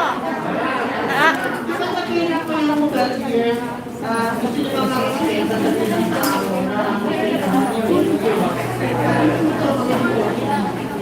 So, maximum na 14. Right. So, ano pa man ang dahilan? Oops, ano man ang dahilan? Natulak ka, nahaka ka. Marami sa inyo, ng ibang bansa, plano, sandali lang. yes. Tama? Eh, pero yung sandali, bakit tumaba? Kulang eh. Kulang. Kasi, nag-isa sa ibang bansa ka na, mas malaki ng kita mo, Mas kayanan mo ang buhay ng pamilya mo, pero para i-maintain mo siya doon, kailangan manatili ka sa ibang bansa. Yes. Tama? So, yan ang tinatawag natin na circular migration. Paulit-ulit ka na lang na mag-migrate. To the point na marirealize mo, to keep your family floating, no? To keep them afloat, you actually have to stay abroad all your life na. Tama? Tapos, tanong, sino dito, tanong ko na mga kapatid, sino sa inyo ang kayang nakakapag-ipon para paghandaan ang pagbalik sa Pilipinas? Nasa kamay. Nakakapag-ipon. Roy, parapakan natin sila. Sino ang hindi nakakapag-ipon? Nasa kamay. may estudyante na nakapag-ipon? Ano ba ng dahilan? Ano ba ng dahilan? Kalahati, halos. Actually, mahigit kalahati nung ating nasa kwarto ngayon, hindi nakakapag-ipon. Yes. Therefore, magpupwersa talaga sa paulit-ulit na mag-abroad. Yung iba nga, hindi naman ito ang first time niya. Iba, nagtrabaho na sa ibang bansa eh. Tama? Yes. So, paulit-ulit na circular migration ang tawag natin yan. So, yan yung dahilan kung ba't nagmamigrate ang mga Pilipino. Now, in 2019, bakit ba matawag? In 2019, may mga 2.2, bago ito mag-pandemic, 2.2 million ang mga contract, ang ating mga migrants, marami dyan ay contract workers. Kasi ano, ito yung data. No? So makikita nyo, actually, global yan. So makikita nyo, may Africa, Asia, Western Asia, Australia, Europe, North and South America. Kung titignan ninyo in terms of percentage, halos 90% nasa Asia. No, noong 2020, halos 83% nasa Asia. No, at sa Taiwan, ayan. Sa Taiwan, maliit lang, 4.8% lang ng mga migrant workers natin ang nagtatrabaho sa Taiwan, either bilang domestic worker or domestic caretaker. Kaya sabi nga lang, mga 17.7% ang lahat ang nasa East Asia, pero ang nagtatrabaho dito 4.8% sa Taiwan. Sabi ng Department of Migrant Workers, no, meron daw tayong 25,867 Filipino domestic workers or caretakers as of August 2020, August this year.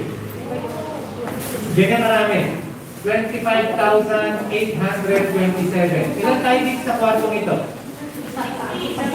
70. Okay, 70. So kung gusto natin na magkaroon ng boses ang mga Filipino migrant domestic workers dito sa Taiwan, hindi ba dapat ang majority nito ma-organize natin? Di ba dapat? So kung 70 lang tayo, malayo pa tayo. Malayo pa.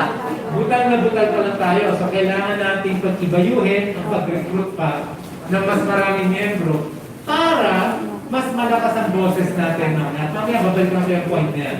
So tandaan niyo yung number na yan. Tandaan niyo yung number na yan. Tandaan niyo ilan tayo dito sa kwartong ito. Meanwhile, lahat kayo, ang tawag sa inyo ng ating gobyerno ay mga heroes. Mga bayani. Tama ba? Yes. Di ba marami na sinasabi yun? Di ba, pag-uwi nyo nga sa airport eh, di ba, meron mga banner, no? Welcome back, heroes, ng mga bayani. Di ba, parating gano'n? Ang tanong, pakiramdam nyo ba bayani kayo? Yes. Hindi. That's the problem, no? So, marami tayo mga migrant workers na at sila consider na heroes.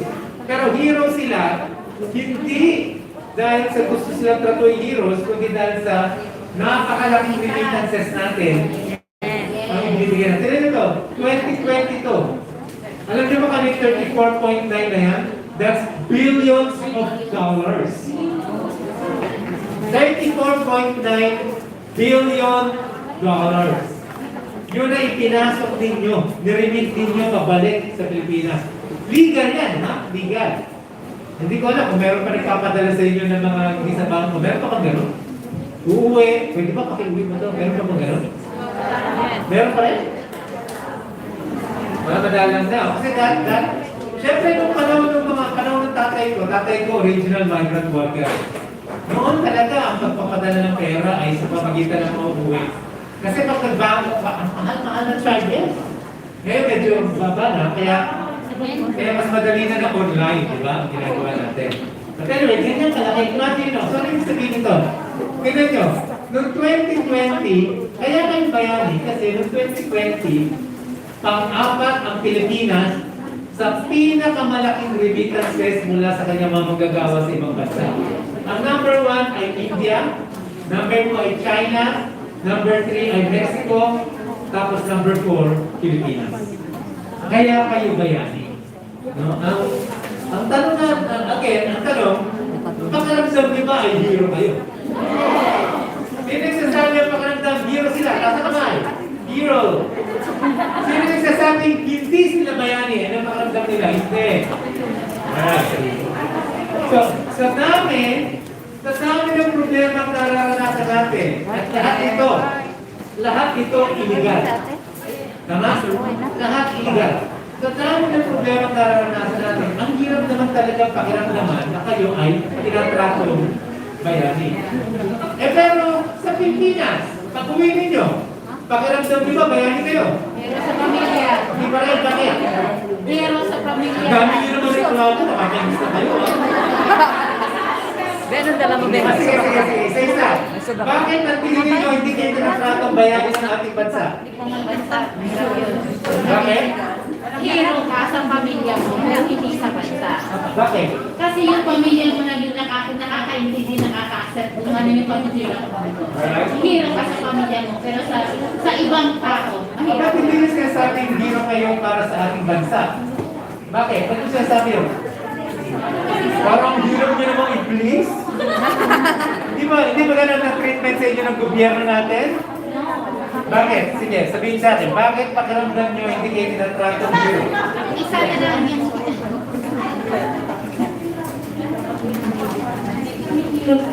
Hindi kami hero sa ating bansa kasi kailangan. Kasi kung hero kami na kung kailangan namin Kailangan kong hero ka Kasi hindi kayo makapalit. Hindi. Tinatawag Hindi nila kami. na wala ka man sa bansa. Kasi walang trabaho. Kailangan namin iwanan ang pamilya namin at umalis ng Pilipinas bago. So, kung sinasabi mo, para maramdaman mo tinatratong ang hero, bigyan ka ng bansa natin ng pagkakataon na mag-stay na lang sa Pilipinas. Sa Pilipinas. Ganun ba yung sa inyo? Ano sa iba? Kaya, Ano ikaw, tingin iba? idea ka. Yes, go. Siguro hindi kami hero kasi wala kaming retirement benefits sa Pilipinas. Wala kayong retirement benefits. Pero hindi mo di ba dapat meron kayo? Fusion. Mayroon sa OWA. Mayroon pero hindi sure. Wala kayong retirement benefits. Bona. Yung mga factory worker, dahil protected sila ng Labor Standard Act, meron silang labor insurance. So, pag sila ay, kahit hindi nila matapos yung limit stay nila ng 12 years, kaya isa taon lang sila dito, meron silang makiklaim pagdating nila ng 60. Time is 2 pa yun, di ba? Kung isang taong ka ng trabaho, 2 taon ka ng trabaho. Ang caretaker, pwede naman sana, kaya lang, yung pagkuha kasi ng labor insurance, kailangan more than 5 yung employee mo. Yun ang nire-require sa employer. Pero, kung na-desisyon na ng worker, na ikuha ka ng labor insurance, kung binisinin mo yung amo mo, pero ikaw nga lang magbabayad. I see. Alright, so that's one problem, no? In other words, Sabi ng ILO Convention 189 na pinasend ni Grace, dapat equal treatment kayo sa ibang mga manggagawa. Therefore, kung ang ibang manggagawa dito sa Taiwan ay merong retirement pay, hindi dapat kayo din ma-cover ng retirement pay. Yes. Tama? Yes. So, hindi pa rin talaga na-enforce ang maayos yan. Alright. Sige, next. Now, ano yung... So, yung mga narinig natin, ito, yan yung mga common. Tingnan naman natin ano yung mga problema in general ng maraming mga migrant domestic workers or caretakers sa ibang sa buong daigdig. Una, nabanggit na kanina, napakasin ko ba? Yes. Para mali pala, sorry. So, narinig nyo na 2011 pa lang, ang 2011, niratify na ang ILO Convention 189 na binanggit kanina ni Grace. 2011. Now, kung tutusin, ang ILO ay tinatag kailan? During the war, di ba? 1940s. Kung tutusin, nung nilabas ang ILO Convention 189 na para sa domestic workers, kung tutusin, 70 years delayed na yan. Imagine ninyo, so 1940s pa tinayo ang ILO. Bakit 2011 lang nilabas ang isang batas para i-cover ang mga domestic workers? Bakit sa tingin niyo? Bakit? Why did it take the ILO so long para maglabas ng batas na para sa inyo?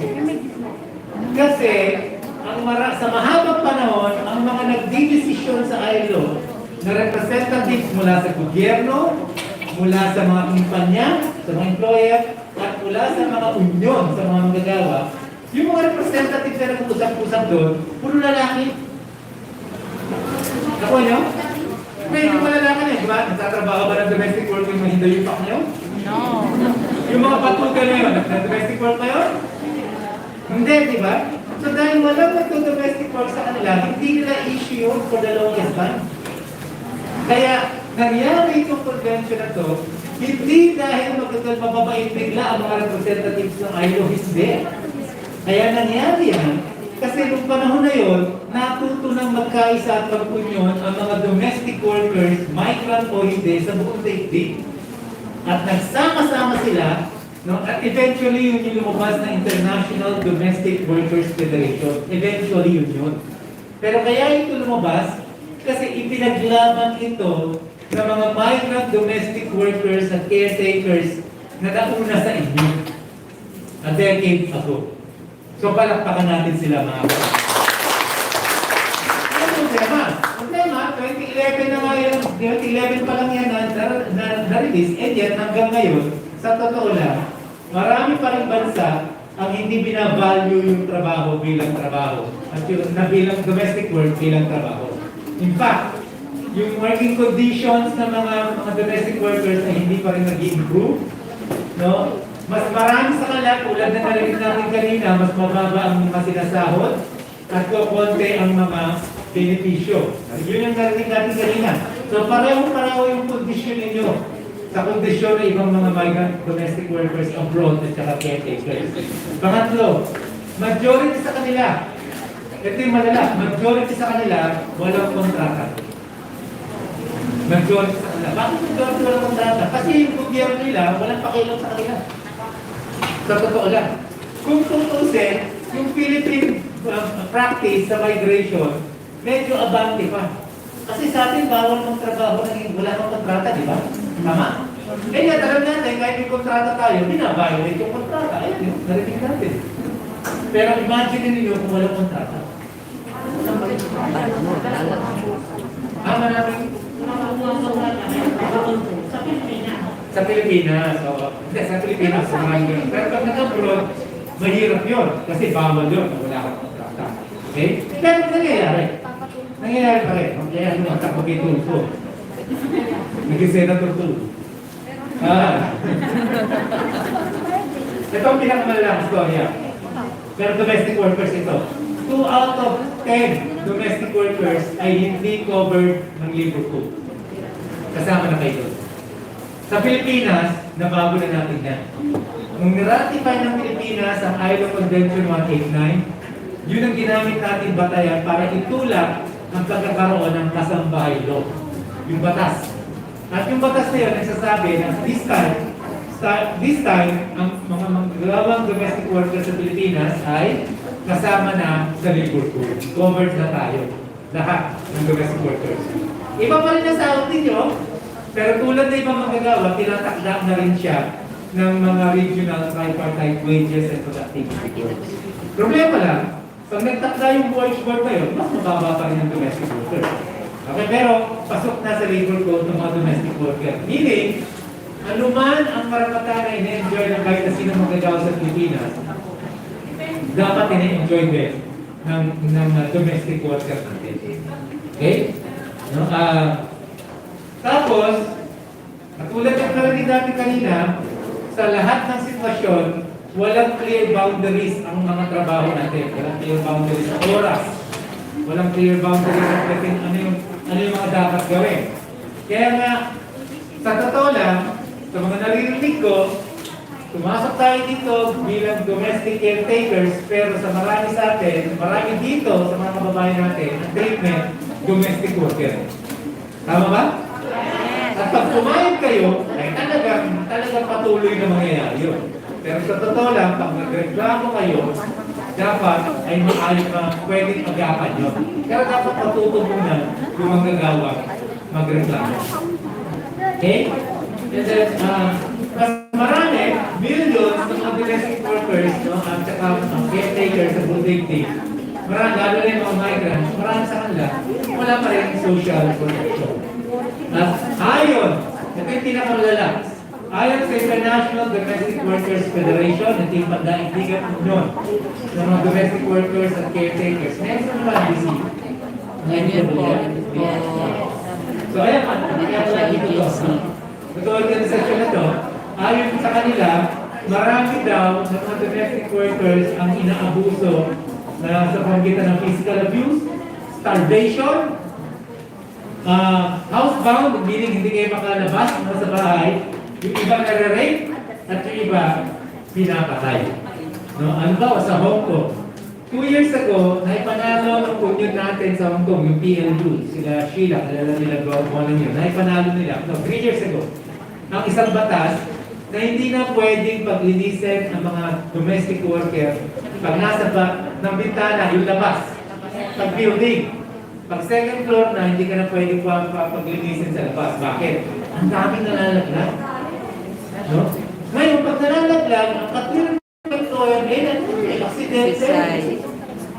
Ang suspensya ng mga kasama natin, maraming gano'n, hindi yung aksidente. Marami itong tinula. Galing sa kanila, tinula. O di wala, ang problema. Patay. No? Naipanalo ng mga domestic workers yung batas, kaya bawal na ngayon yun. Okay? So, pero imagine ninyo, na nangyayari pa rin talaga yung ganyan mga kamatayan sa mga domestic workers at saka sa mga caretakers sa ibang bansa. Dito ba meron tayong cases na din? Wala naman.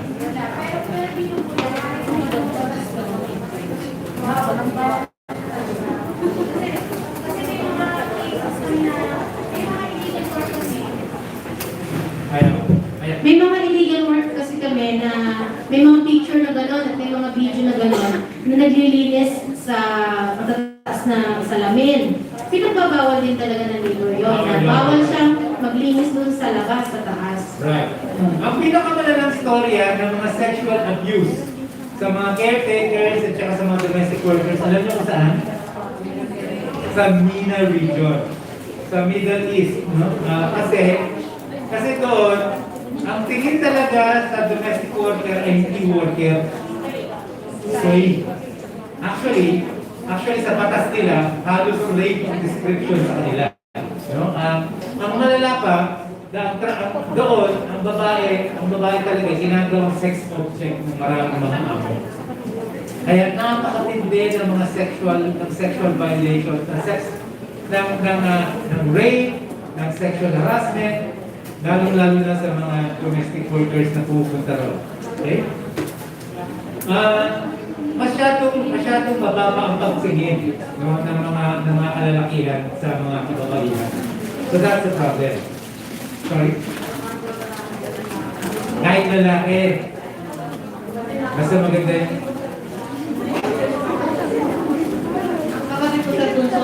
search ng engineer sa Jeddah. Broiler, blower, alis ko ng ano. Kahit daw lalaki sa tingin. Right. Right. That's true. Nangyayari din talaga yun. So, obviously, dahil mag-alas 12 na, obviously, this has got to stop. It has to stop. Tama ba? That has to be corrected. Tama ba? Gusto ba natin makorekto? Yes! Gusto ba natin mawala yung problema natin? Yes! Ang tanong, kung gusto natin mabago yan, paano natin yung babaguhin? No? Yung kalagayan natin, parang ganito, yes to sum up. Bago tayo mag-usap tungkol sa organismo mamaya after lang, yes to sum up ang discussion natin. Yung mga kalagayan natin, hindi kakaiba sa kalagayan ng ibang mga manggagawa kahit hindi domestic worker. Yung mga hindi domestic worker, marami rin silang problema. Namumroblema rin sila sa sako.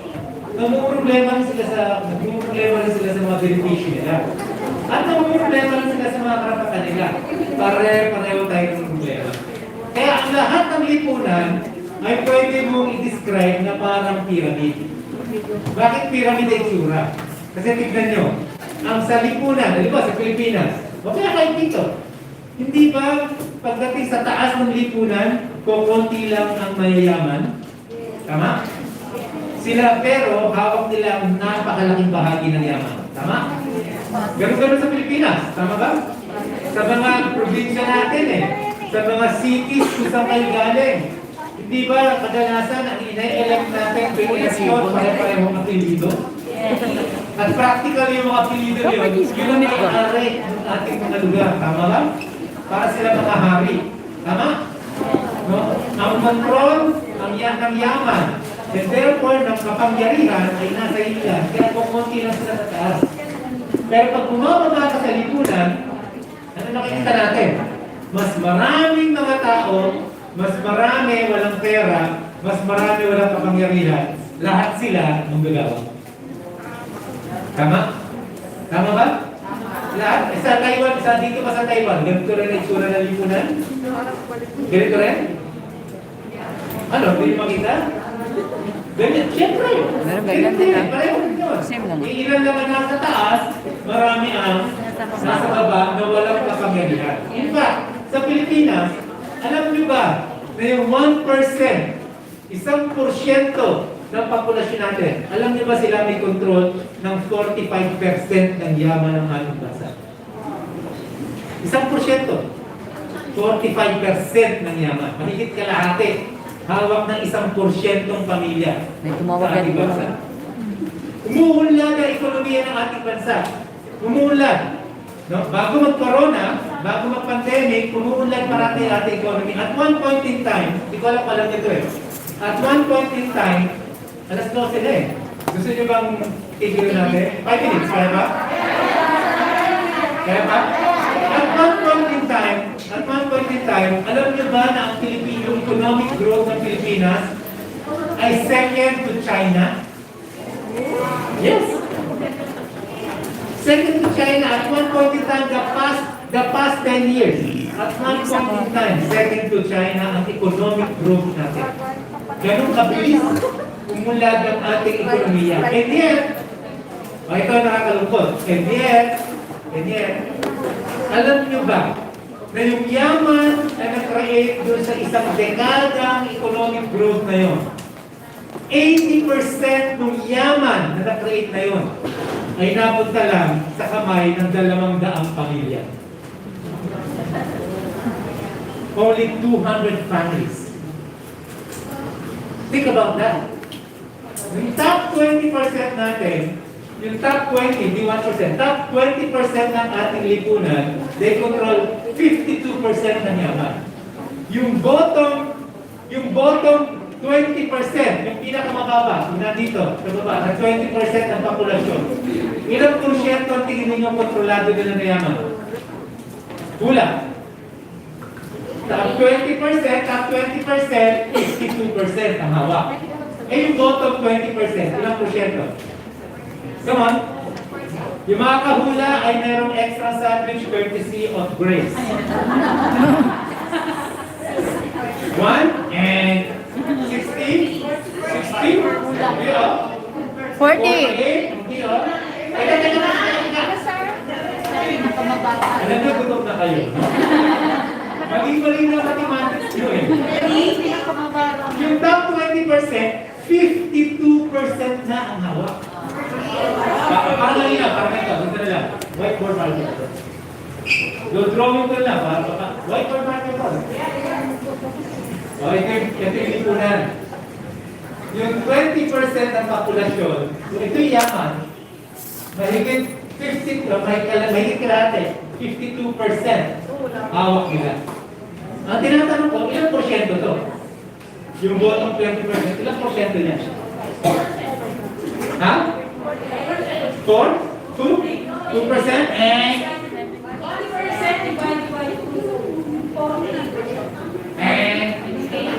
35. 0.5 and? 70. 10% and? 20, 25, 35, 5%? Ting, 5%? Galing na mga compute. Ano ba ka mo? Ha? Janelle. Janelle, you just want yourself extra sandwich? Mamaya na. You can have mine. Okay. So, actually, ang kinikita lang nito sa yaman ng ating bansa, ang share niya, 5%. Noong 1986. Noong 1986. Okay? Now, paano ngayon? Ngayong the year 2000, starting the year 2000, 2020, 2010. Starting 2010, alam niyo ba kung ilan?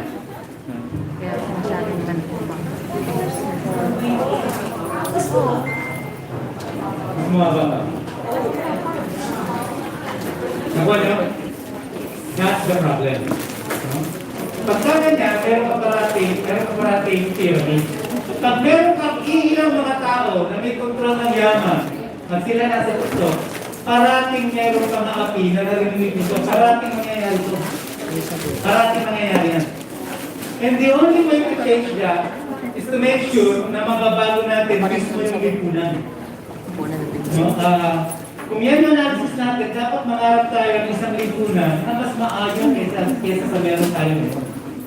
Sino sa inyo ang nangangarap na kayo ay mamamatay ng ipapamana nyo sa inyong mga anak ay ganitong lipunan? Taas ang tama yung mga masokista dito.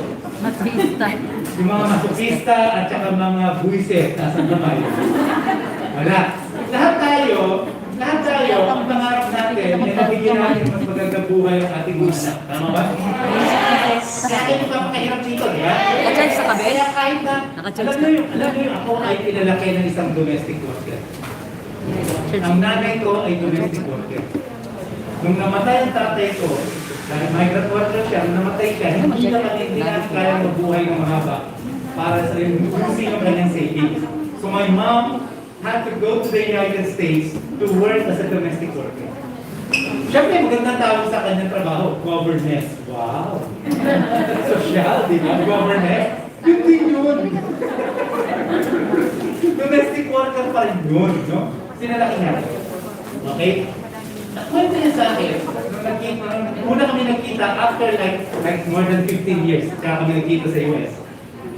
Ang kinuwento niya sa akin, every time meron siya, kunyari, meron magbibigay sa kanya, magre-regalo, o kaya may, whatever, bibigyan siya ng amo niya ng chocolate, gustong-gusto niyang kainin, pero hindi niya kakainin, itatabi niya kasi gusto niya ipadala sa amin. Ganun kayo, di ba? Yes. Ganun kayo. No? At ginagawa niya ng paulit-ulit, kahit na ibang anak nila, buwisit. Buwisit, katulad ko. Wala ko naman, kung ako'y pinag-aaral ko, ako naman kasi scholar ng universidad. Scholar ng bayan, sa UP. So, kung tax kayo, nagbabayad ng aking tuition. No? Siyempre, ako'y nag-aaral, pero Hindi alam ng nanay ko, tumigil na ako sa pag-aaral kasi gusto ko na mag-union. Tumutulong na ako sa pagiging unionista. No? So hindi ko natapos sa pag-aaral ko. Dahil mas tingin ko, mas matututo ako sa pagkilos para sa pagtulong sa mga magagawa. Tingin ko tama ang desisyon ko. Pero hindi ko sinabi sa nanay ko yun, gagawin ko talaga. Bakit? Kasi hindi alaman sa kulit. So, patuloy niya ako binibigyan. Pero ganun kayo. Tama? Ganun kayo bilang nanay. Kahit na ganun magbuisit ang anak ninyo, mahal niyo pa rin yung bigay pa. Tama! Agree, sir. Agree. Talagang malalim na hugot doon eh. No? Talagang tama. The point is, Dahan ko yung anak ko. The point is, hindi namin ito gusto. Tingin ko lahat kayo nangangarap na mas magandang lipunan ang ating ipamana sa kanila. Tama? Ang tanong, paano natin gagawin yun? Ano ang ating strategy? No, what's the strategy para mabago natin ang lipunan mula dito, papunta dito? Yan ang ating pag-uusapan pagkatapos natin mag-lunch. Okay, walang tatayo pagkatapos ni Kuya Joshua. Walang tatayo kundi si Ate Aileen at yung katulong niya. May magbibigay po sa inyo ng pagkain. Stay put. Sige. So habang nag-distribute ng pagkain, meron ba muna mga tanong? Okay lang ba yun? Okay, sige. Yung pinractice natin, guys. Yung pinractice natin. Ayun na si Sarah. Practice natin. Walang tatayo, ah! Walang tatayo. Upo lang kayo. O, hindi nasa likod. Pwede lang tumayo. Huwag kayong aalis niya sa pwesto. Kayo lang.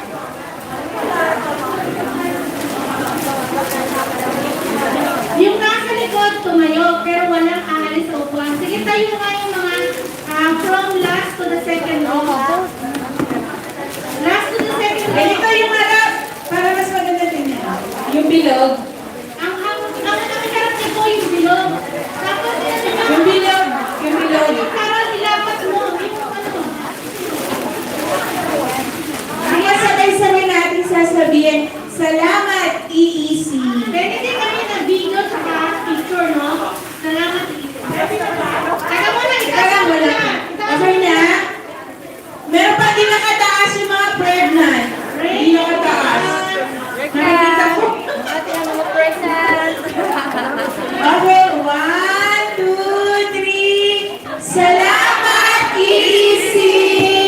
One more time. Salamat, EEC.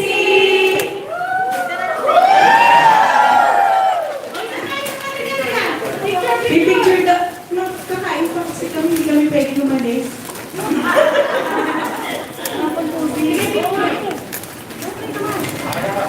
Thank you! Salamat sa mga inyo.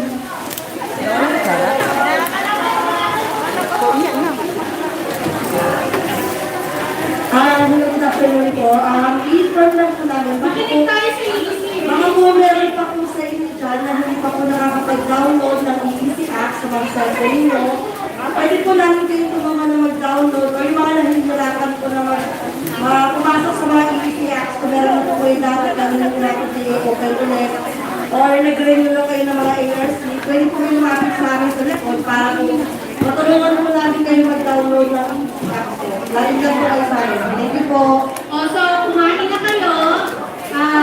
Pagkatapos nyo kumain, pumunta na kayo sa EEC, magtanong kayo sa kanila.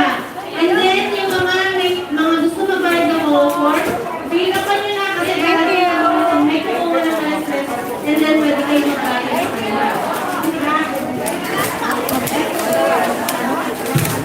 Yung may group nyo, huwag nyo kakalimutan kasi yung may group, doon kayo magtatapon ng mga basura nyo, ah. Sino